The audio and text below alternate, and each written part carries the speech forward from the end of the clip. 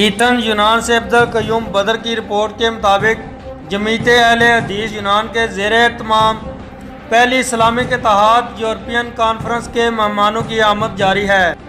برطانیہ بار سے بھی کانفرنس میں شریک ہونے کے لیے علماء کرام تشریف لا چکے ہیں اور مزید مہمانوں کی آمد کا سلسلہ جاری ہے، جن کا ایئرپورٹ پر پرتپاک استقبال کیا جا رہا ہے۔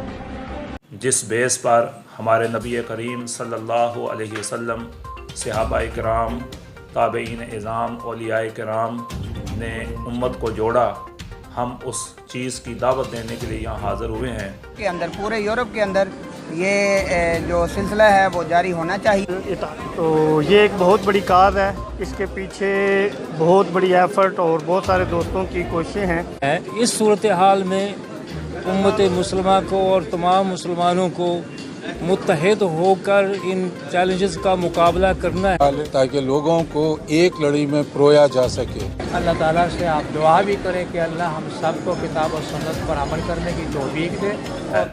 ہم تمام مسلمانان ایتھنز کو اور گردونواح کے لوگوں کو دعوت دینا چاہتے ہیں کہ وہ اس کانفرنس میں ضرور تشریف لائیں۔